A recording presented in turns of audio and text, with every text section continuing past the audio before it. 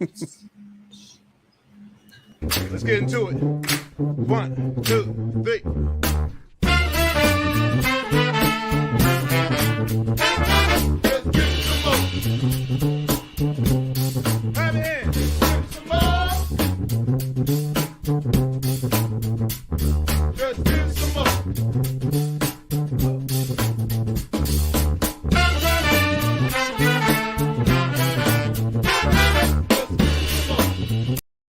Well, hello, and welcome to My Whiskey Den, your favorite public access whiskey review show where craft whiskey is king. We are a proud part of the Bar Cart Co-op with other fantastic shows like Distillers Talk and Bourbon Turntable. And tonight we are lucky enough to have a very special guest, Kevin Rose from Bourbon Turntable, coming on our show this evening. How are you doing tonight, Kevin? Doing great, guys. Thanks for having me on. Always fun. It is. We appreciate having you on, and I think we're going to bring you on. We got to find subs for Ben. There's going to be a filling in for him until one of you people out in the whiskey world decides to go apply at Kentucky Artisan and relieve Ben for a Monday night. So go put your application in. If you're already a distiller, sounds like you might be a shoo-in. Get over there, do it. Get him some free time back. We don't know. We can get a Ben may never come back. He may never come back. He may never come back. Ben who? He may be tied to it still. Benji, the lost dog. Benji. We all saw that. Benji Come Home. Wasn't that one of the Benji episodes? I think it was a Benji Come Home. Benji Come Home. Could be. Well, that's this week's hashtag, Benji Come Home. Yeah, how did that hashtag work out last time? Did I thought it was like a lot of takers? Two or three, like two people. Yeah, it was all right. I didn't really hop on it too much because I had Gavin's birthday and stuff going on, so I got sidetracked with stuff. But I enjoyed seeing it. I always like poking fun. But tonight we are doing a sample tasting, all of the same distillery, Clyde's May. Yeah. Same producer. Same producer. Brand name. How about that? There you go. Oh, look at! I like the look. All right, I like the clarification going on, like instantaneously. Yeah. So we obviously these are sourced whiskeys, which is what Kevin and Mike are discussing.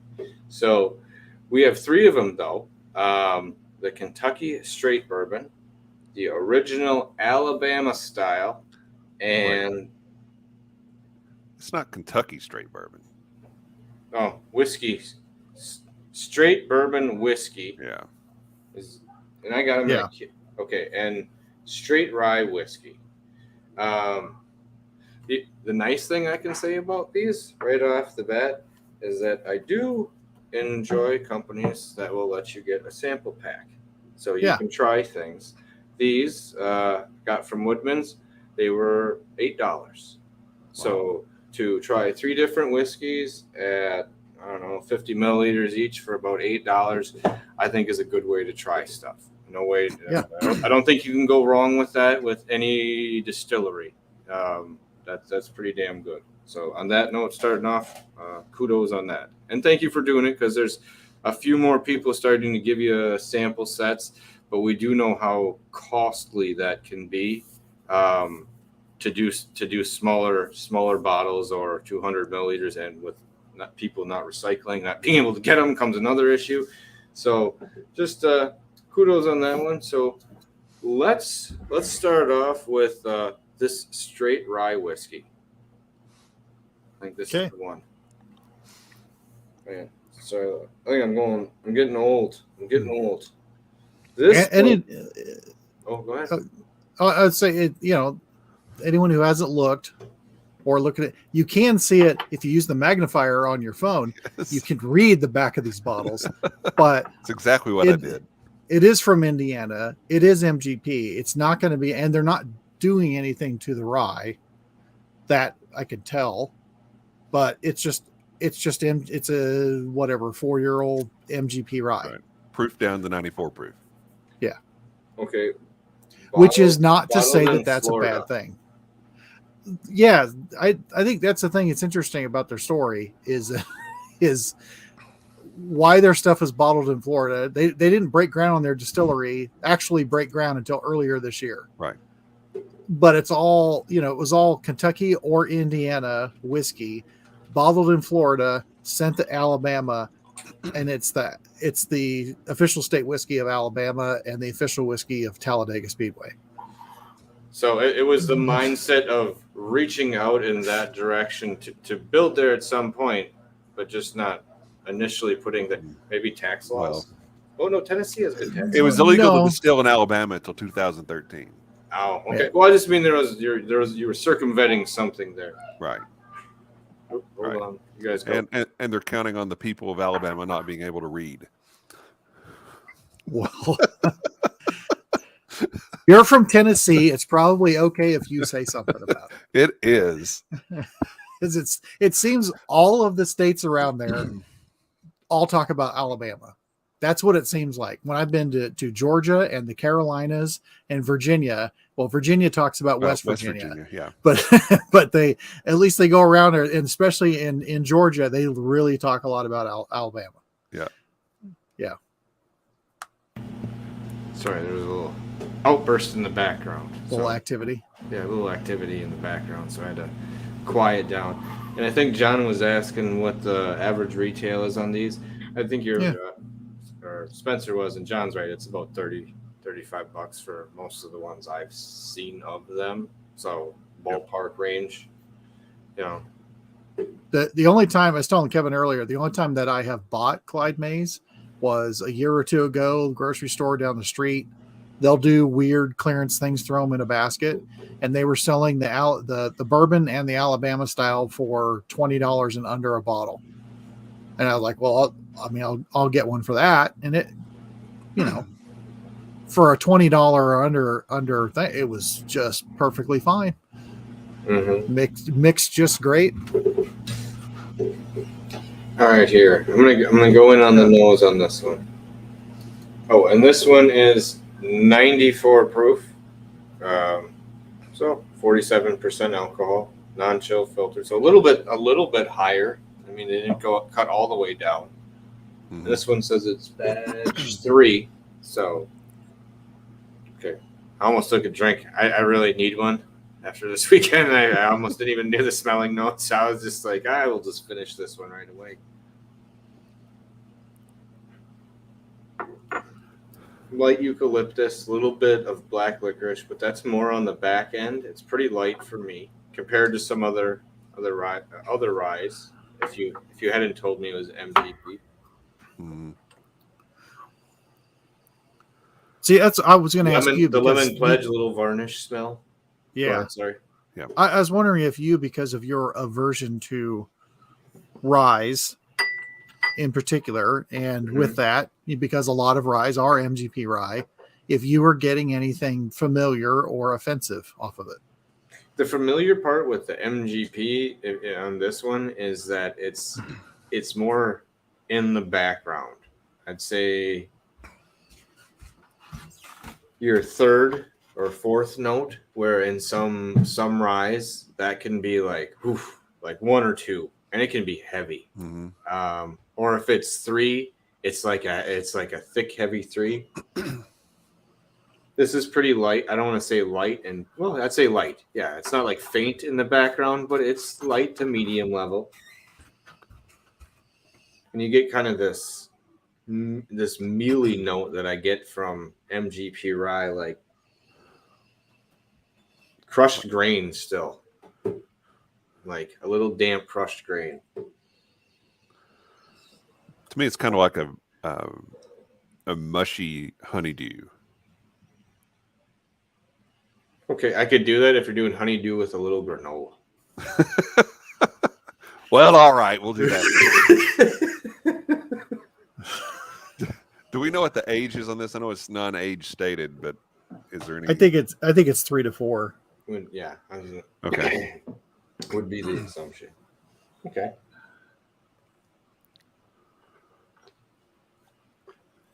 Yeah, I mean, I get just that the typical little bit of mint, little oak, And then just that the lemon pledge waxiness on the nose. Yep. Again, I mean, nothing out of the ordinary bad, nothing that's standing out bad, nothing that's standing out great. It smells like a lot of rye because guess what? Yeah. This happens to be, a very the place that popular makes rye the most to rye or, out of did anybody. for people. So this is Yeah. what'll be interesting is Yeah. that's just changing soon. So flavor wise, I'm not as bold as everyone else that says, bam, I can instantaneously tell what it is. It would have been very familiar to me. Mm-hmm. Not offensive, not over the top wonderful. I could drink it pretty plainly, or it might be good in a mixer because I have a little bit of extra on the back end of like a wood note. I don't know. Hold on, let me get back. It's pretty thin, Mm-hmm. but it starts off with like almost like a not quite a cinnamon candy. It's like it starts and shows promise of that, and then and really backs off, and then just gets really thin.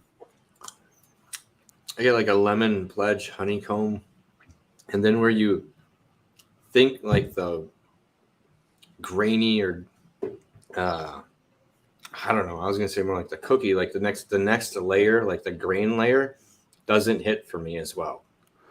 Like the midsection seems to be what's missing. Like it really drops out there, and then the finish starts to build a little bit, but that's because I think it's tannic and it's making my mouth really water here. Yeah. Or that's just me because I need more. Yeah. You remember fruit stripe gum? Yeah. Okay, if you got a lemon fruit stripe gum and you start chewing it and you get like maybe 3 chews in and this is lemon. Oh, wait, where'd it go? Yep.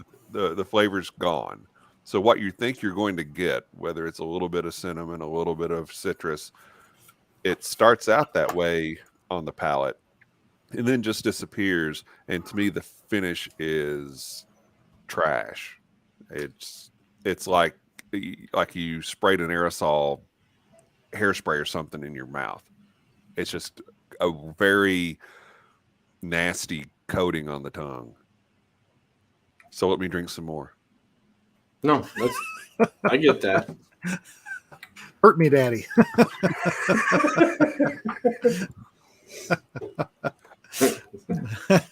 No one said Margaret Thatcher yet, so it's okay. Punish me, Mr. Saban. Yeah. Nick Saban probably loves this. He probably thinks it's awesome. That with his oatmeal cream pie. Yeah, I get what you're saying because the waxiness seems like that waxy bottle cap wax, like the little tiny drink things we used to rip off the top and suck it down and you chew on the wax for a while. That's kind of the finish you get kind of rolling up like halfway through that you, like you said, kind of feels like it's dampening out what's going on. I just wish more of something happened. Like you said, after that lemon note, I thought something else happened. That's all. I mean, not bad. I mean, as far as being able to mix it with something or. Okay. Let me ask you this, though. All right. So this is, we suspect 3 to 4 year MGP rye. Now, compare what you just drank to anything that Buzzard's Roost Rye has done. Right. Well, that gets into a different show where I think you're gonna have a difference though. Also, Buzzard's Roost which is 3 to 4 years. I think he's getting better barrels, but also when they're getting these, are they getting barrels and taking them down to Florida? Are they getting them in containers and bringing it down? Are they doing something that's different, or are they just getting whiskey, not even really picking it? Right. Are they getting it at 2 years old and trucking it down to Florida and then aging it for another year or two? Right. In the central Florida swampiness. I don't know. Yeah. If they are, I would do something different. So it would be unfair to compare this to something like Buzzard's Roost, but like, because that gets into a whole almost class Mike and I were talking about for Whiskey Awards was before MGP was taking it off, their stuff off the market, was who took MGP and put their own twist on it. You know, like Yeah. who had the best twist on MGP. You know, and Buzzard's Roost is clearly up in that whenever you have theirs. Right. There's a couple other people, but it's, what are you doing to get what you have and make it stand out or make it different? Right. And I'm going to go out on a limb and say this is probably not the 95.5 recipe. It doesn't taste like that. No. No, not at all. So I don't know who to compare that to, because most of the experience I've had has been 95.5 stuff from MGP. I know that there's other ones, they have a couple of rye mash bills, but still. Anyway, okay, that's going over it's it's not their flagship. It's fine. For me, this is, and I'm not a fan of Bullet, but this is Bullety level whiskey for me. But that's my own personal thought. It's not. I'm not a fan. So it's just. It's Bullet without the allegations. But yeah. I think part of it may be barrel selection. That is or what MGP may be allotting to different companies. Right. Like I don't want to say there's preferential treatment, but come on, that happens in every industry. So let's not lie about it. And this is very cheap, relatively speaking. Yeah. So to think that they're getting the best that MGP has to offer would probably be a fallacy. Mm-hmm. I would imagine that they're getting this for cocktails. I mean, more that this is aimed at cocktail crowd, not straight rye sippers. Oh, Rossville Union. Sorry, I was thinking of the Remus one. Sorry, I think Remus was 3 to 5. I don't remember. I think Rossville was 5 to 6. Yeah. 5 to 6. Yeah. So, Pat, did you read up on the history of all of Clyde himself and then of the distillery? Not as much as I should have on vacation. Okay. So Kevin and I both did, and that's I think is, to me, that's way more fascinating than the whiskey. Just the story of Clyde himself and him, just being a good old boy moonshiner, went off to the war, came back, moonshine. He could do, like a lot of people, that you're in a rural area, you become very purposeful and learn how to do a lot of things. And moonshine for a long time, never got busted until he'd been till like the 70s. It was like the only time he was busted. Mm-hmm. and only served I don't know, half a year, not quite, not a year, and then got out and went right back to it. and I think I just think that's pretty cool, and then the state themselves were like, yes, we should celebrate this guy. Very notorious, famous moonshiner. I wonder how famous he really was to people that lived in Alabama, how many people really knew about him, or if it was just, folklore or whatever. But I think there's like 11 generations of moonshiners or something ridiculous like that. Yeah, I'm sure it's everybody. But just from doing that, that just, you picked someone you can at least kind of lean into. As far as marketing wise, like sometimes you'll see something like that when you're trying to go on a mass market where you're putting in a lot of different places. That's a pretty good choice. Yeah. I know they're saying Alabama's whiskey, but I think I'm pretty sure most of it is sold outside of the state of Alabama just by distribution. I don't know. They do seem to have a pretty wide distribution, but I bet if it's the official state whiskey and the whiskey of Talladega, I bet they sell a pretty fair amount of it. I guess you're right. Well, I wonder if it's outside a Tide game. We'll hear a little Roll Tide. Is this what's in the background? The original Alabama style whiskey. And I thought that was pretty cool because they, saying that was his Christmas whiskey that he made all the time for everybody. And that's what that, so it came from when I first saw Alabama whiskey or Alabama style whiskey, I thought, oh, well, that's a style they have now. Well, it's not, it's one guy. It's what one guy did. And, then they kind of adopted it. But is that what we're going to jump into next? I thought so. Okay. All right, which one? The Alabama style whiskey. Alabama style. Not to be confused with the band. No. This Since we do have half of Bourbon Turntable here. Roll on, 18-wheeler. Yeah. And 42.5% on this. So this one drops down quite a bit from the rye. Proof-wise. Nice picture, though. Like I said, They're good looking labels. yeah, they're nice. That's a nice looking label. Yeah, a little 100%. I mean, yeah, they're good looking. Let's get a hold of them. I'm intrigued if so. They've broken ground. I wonder what they get if it was in 2020. It's still gonna be another year or two before they start hitting maybe the rye. No, 2022 they broke ground. Yeah, it won't open. It won't open. It'll be sometime 2027, 28. Sometime next year. Next year they'll actually open and start distilling. Still 26, 27 before they have their own rye. I don't know. I'm just not necessarily. I get. Well, I guess it depends upon who the distiller is going to be, but it's going to have to be a big facility. Maybe not. I'm excited. We'll see what happens. It's a weird trajectory for a company, you know. I mean, well, long game, but a long game goal if you're really going to be doing their own stuff. But finish telling the story, Uncle Mike. Yeah, it's not long game by choice. I mean, because Clyde died, and as I recall it, so Clyde's son, after Clyde had died, he had started making the Alabama or the Christmas whiskey, and they called it something else. He called it something reminiscent of his dad's name also, but it was about the water around there, the Conica Valley or something. Conica Ridge. Conica Ridge. But he started making it and then got the ball rolling, tried to get it to become state whiskey. Governor vetoed it, or governor turned it down. And Congress, Alabama Congress is like, no, we're gonna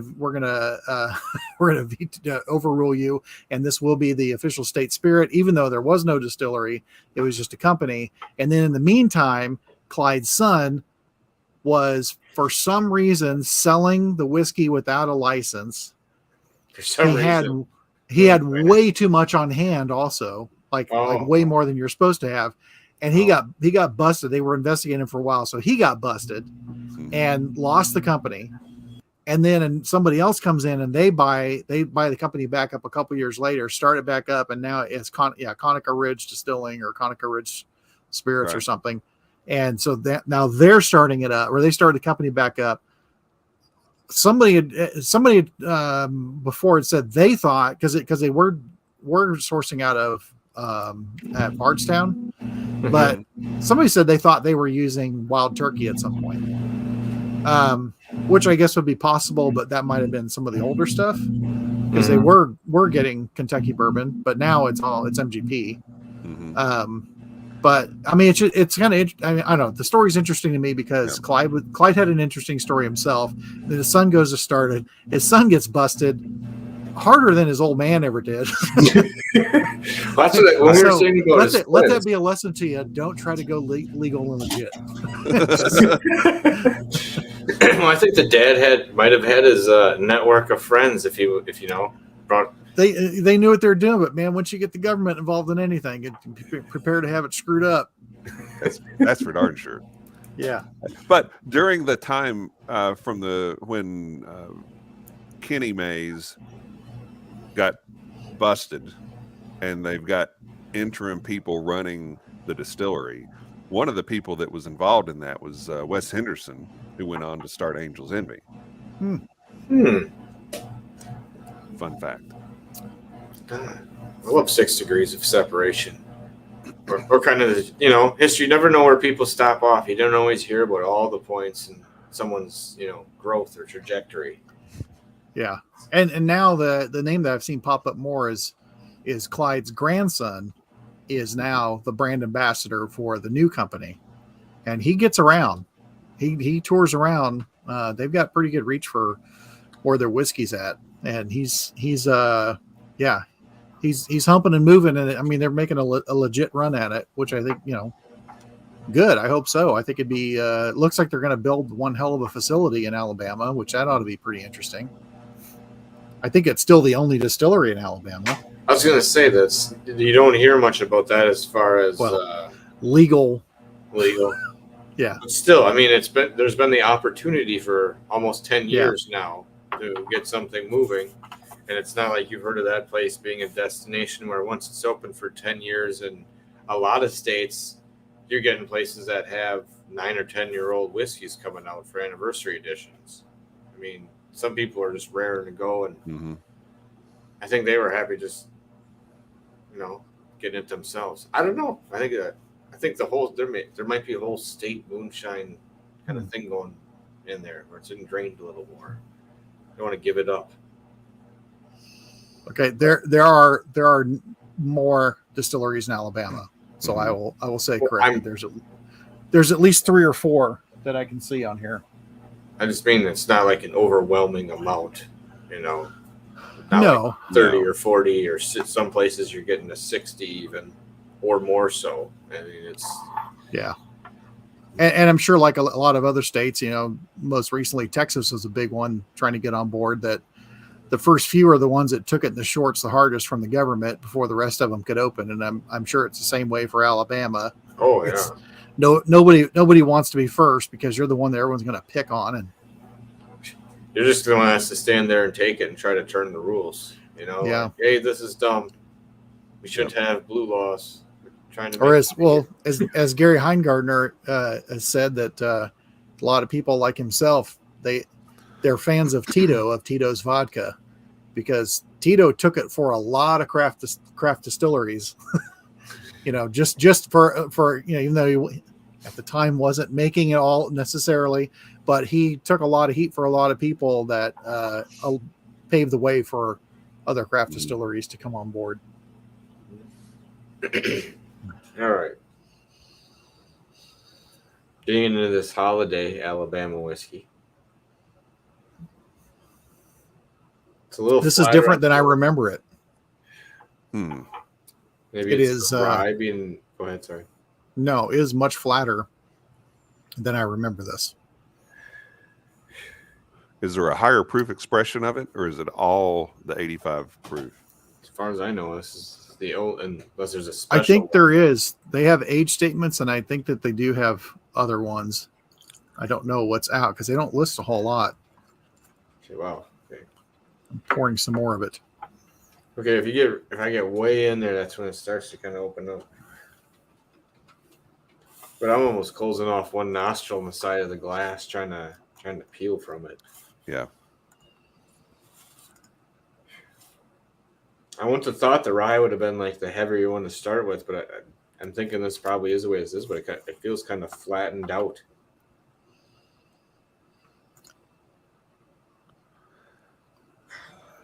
Maybe they do have a cask strength 13-year Alabama style. Okay. By chances again, we're thinking 55, probably 60, maybe at best, 55ish. And I'd say it needed it. This one is pretty light on, there's like a light sugar, light caramel, like right before it turns. It's not very, especially on the palate. It's not very appley.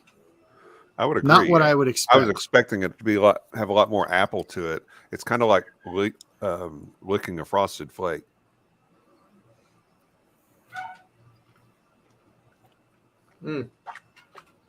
There's more apple in an Applejack if we're going to stay on the fat guy notes. Right.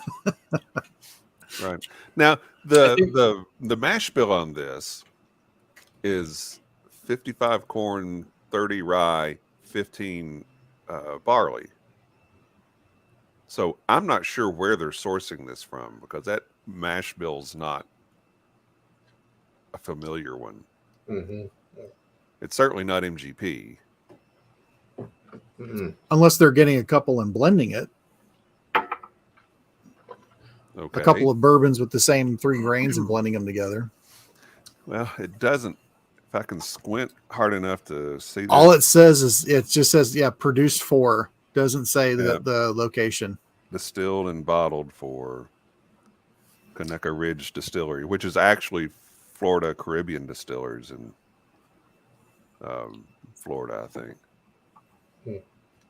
I think where they're thinking the apple is on the finish, but it's almost more of like a cinnamon note to me than an apple. I'm just trying to see where they're, pretty light on, maybe an apple rind in there, but it's not.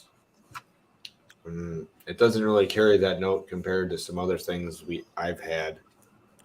Okay, getting off the focus on the apple thing. Yeah, Emily says that she had an overproofed Clyde Mays. But it could be just the right proof. That one. She said that one went quickly. I believe that. Okay, so this one I'm not getting as big a waxy finish as the other one. No, I'm getting a light bit of that. I would like to get more apple out of it. And this does not taste like the apple, the Alabama style that I have had in the past. Yeah. It just has an abruptness to it. Yeah, it's almost like the beginning middle is lax, and then there's split second and right before the finish where you get a poof of flavor. Where, like I said, for me, it's like a little cinnamon, a little peppery note for a second, but then it kind of fades away. It feels like it's trying to get up to a flavor almost like apple, but it's like it can't, like it's been mashed out. You know, like the flavor has been mashed out. Yeah. There's a metallic when the finish hits, it just sits there and there's like a metallic undertone that carries out for me. Yeah, I would agree. Kind of like looking a battery or something. Get the Jameson finish. Sorry, that's what I get. Not as bad as that.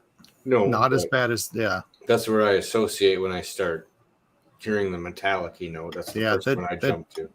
No, not that bad. The Jameson finish is off-putting. But Jameson cold brew is great. Yeah.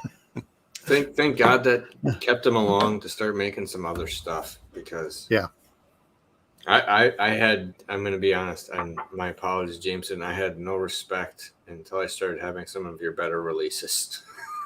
It was terrible. I was like, why would anyone drink this? Why is it on every bar in the goddamn country?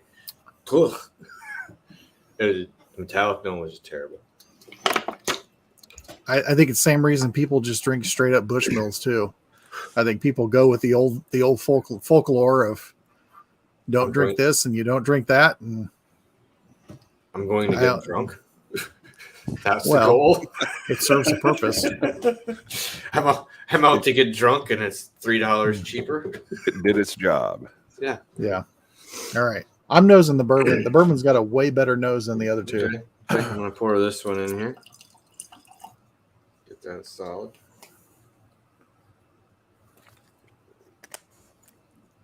Oh, Emily says when they used apple peels, it was way better. Oh, what I would assume so. And that would be a hard thing to think you would give up on. I mean, I know it's work, but it has to have a much more intense flavor, even just with the rinds. But I would think almost that might just getting rinds like almost like a cantaloupe rind might be a little bit too much or off-putting. Sorry. All right.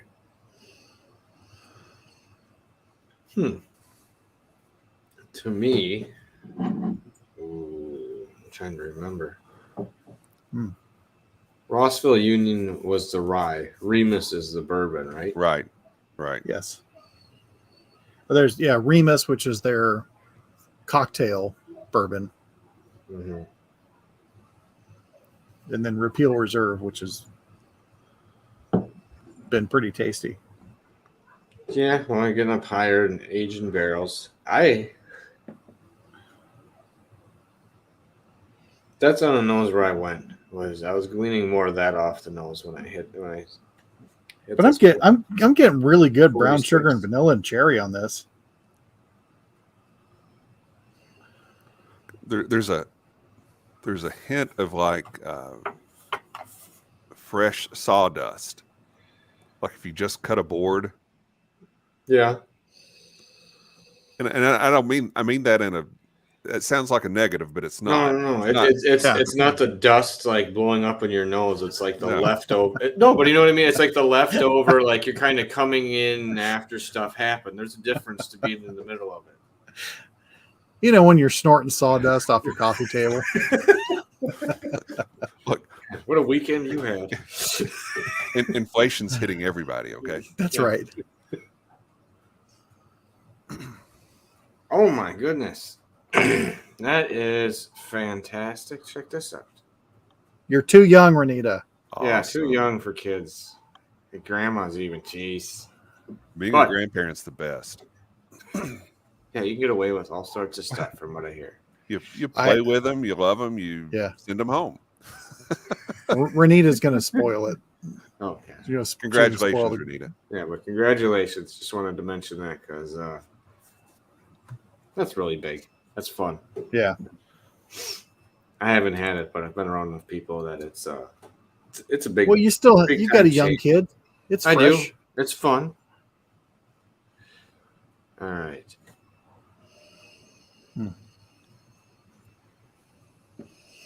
And I'm getting like the tiniest bit of Aquafresh toothpaste. I am. I'm sorry. Okay. I'm allowed to have my own. You are. Except that Mike almost spits out his drink. You ever snort Aquafresh? Not on purpose. You ever seen a grown man naked? You ever been in a Turkish prison? Picked a bad day to stop sniffing sawdust. Oh, would you look at that? Scraps is a boy dog.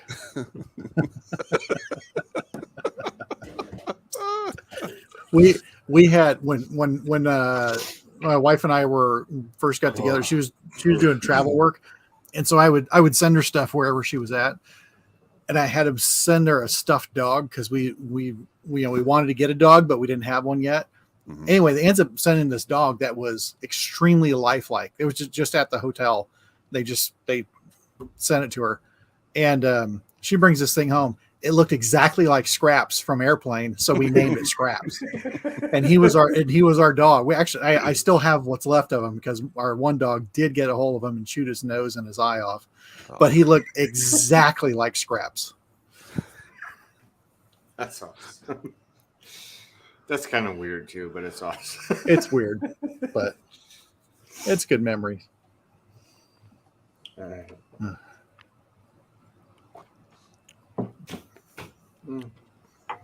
Maybe some light fruit, like maybe a peach, peach cobbler or something like that.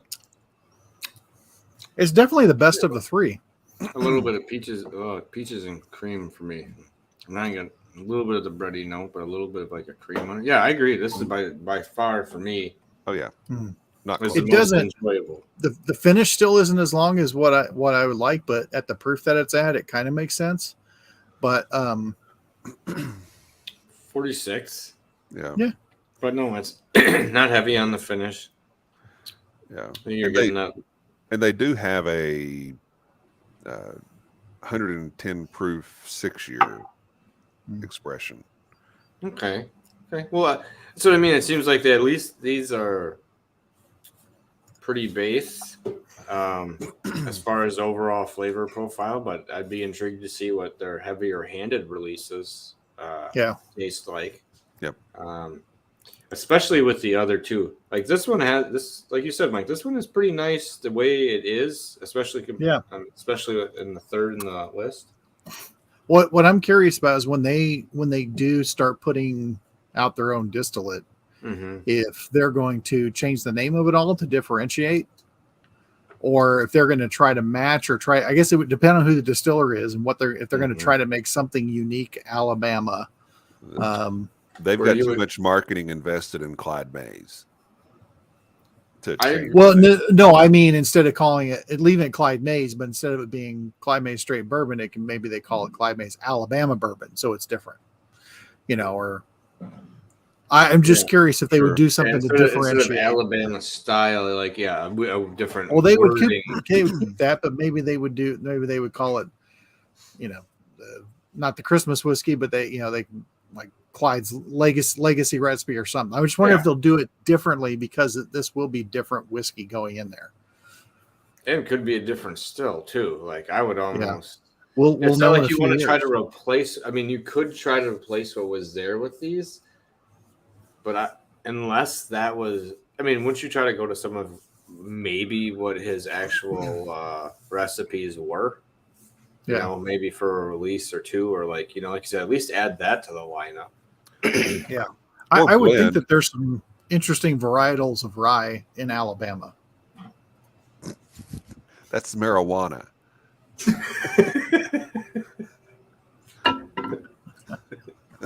They don't grow rye in Alabama. Well, had the the weird coastal rye in South Carolina. That's true. But you'd have to someone go find it, or see what's there.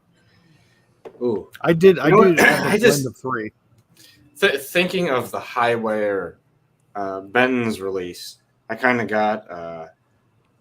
That's Razorback. I was thinking like Wild Boar, like wrapped. I wouldn't know. I don't have my bottle. Well, that's just awful. So everybody comment on all of Ben's social media posts. Send Mike's bottle. Hashtag Benji come home. Yeah. Hashtag send Mike his bottle. Yeah. Yeah. Because we can't have Benton's on.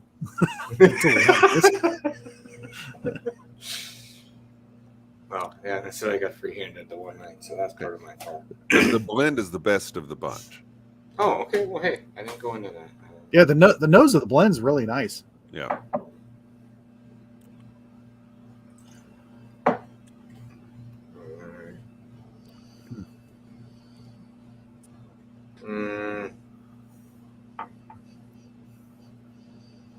I think this might be the most appley I've gotten out of them between them.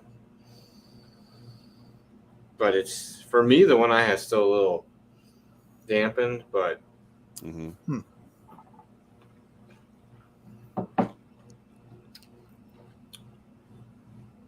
that had the most unique flavor, like wave wise, and it was as cohesive. It felt like things were kind of stacked like a cake more. Yeah, first sip was flat and then slowly creeped up. Second sip, it's a lot of cinnamon spice. Yep. And it's just kind of hanging out. Yep. I would agree. Very cinnamony. Okay, you're right. The second one did have that. The first one for me, I think I had a different percentage just by the sounds of what you guys are going with. But that second one, I did have that pump, a little pop. It almost went like in the back of my nose. When you get like the vapor that's going up, it almost like kind of snapped back here with cinnamon. Ugh. I don't know. I'm gonna say I think I like the straight bourbon the best for me. I know the blend had a little bit of punch there. I didn't like the second go around though. Let me go back to this one. Well, I'll do a little A and B. A little A and B.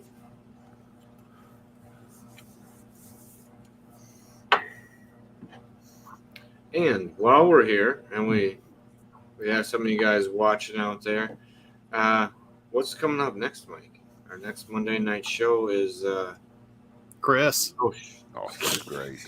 I follow with him on that one. It's Chris from Golden Beaver coming up Monday.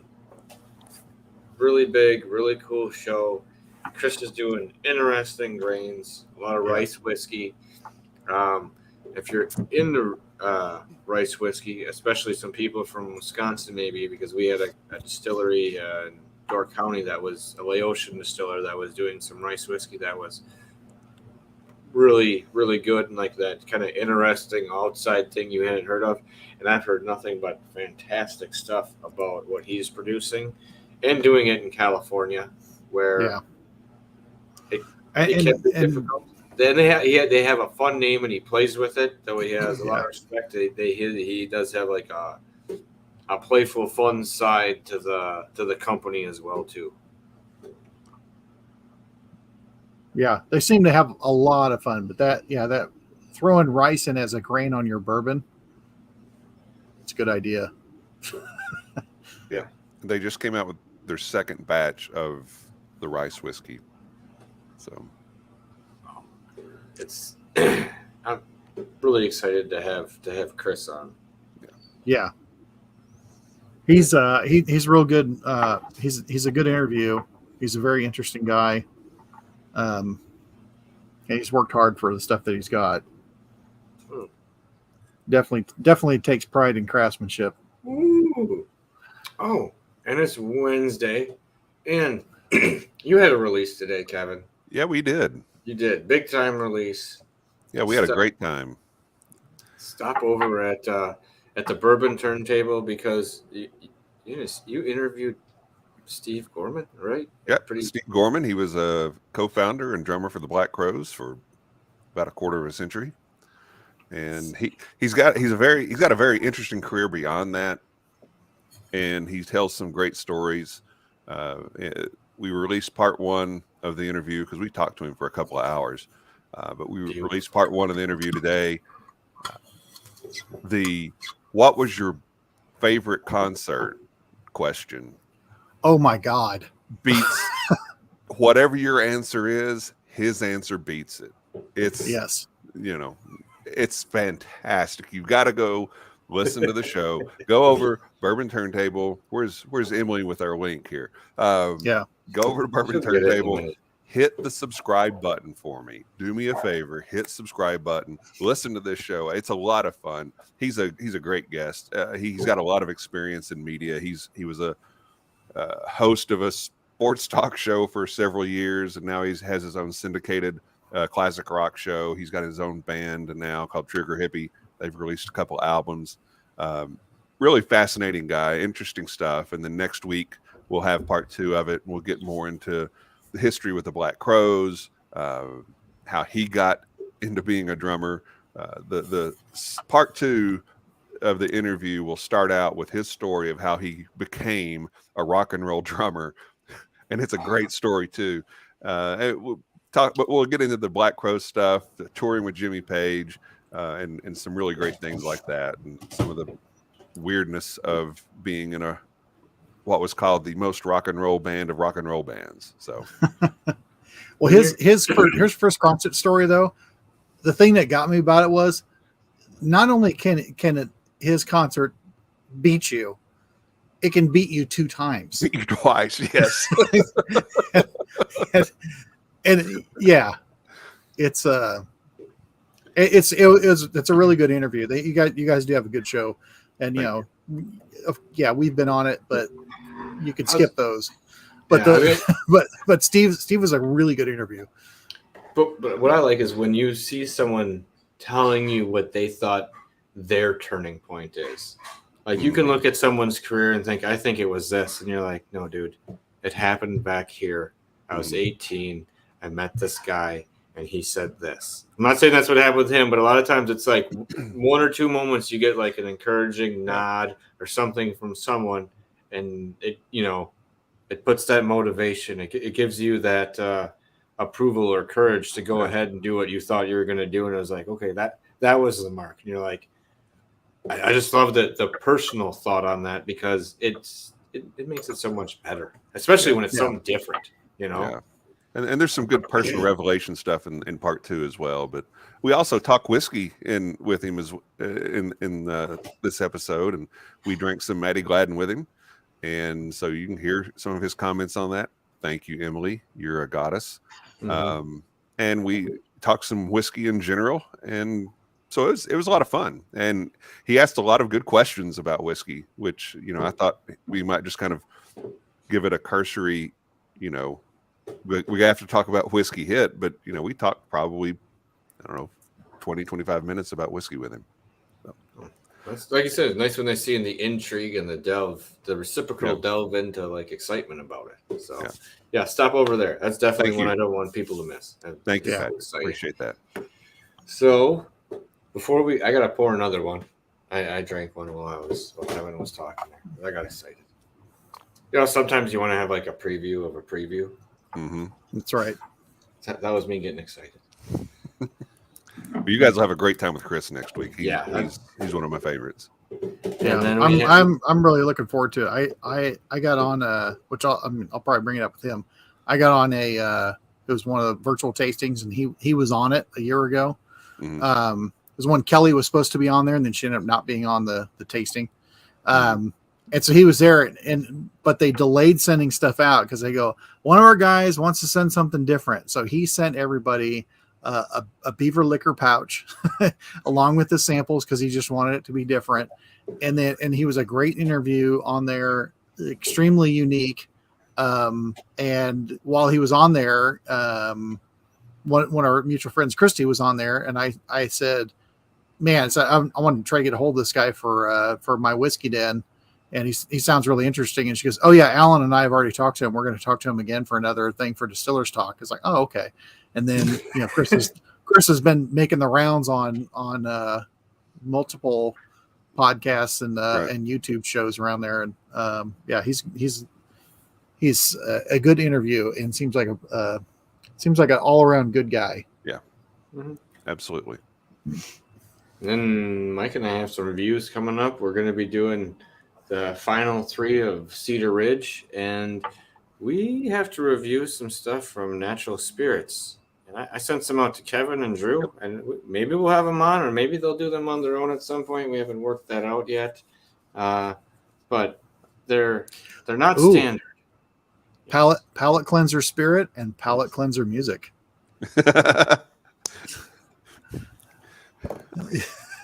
Okay. Well, palate cleanser is totally true. I claim revitalizer, not necessarily palate cleanser. I think just okay, yeah. I gave it spirit fingers. I saw that shit. And it was invigorating. It gave us our third wind. Third and fourth. Maybe. Third or fourth, yeah. Third and fourth. Whatever it takes. So, stop over those shows. Remember, stop over at Kevin's to check out that. That's a fantastic one that came out today. And next Tuesday, it'll be the second release. Make sure to see both of those next Wednesday. Today is Wednesday. It is Wednesday.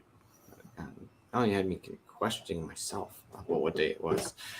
I don't need that this early in the week. it's middle of the week. But I think that's good. Thanks everyone for stopping in. We really appreciate you doing that. I don't know. We'll see you guys next time. Remember, it's not the size of the den that matters. It's the love of whiskey. Cheers, everyone. Cheers. Cheers.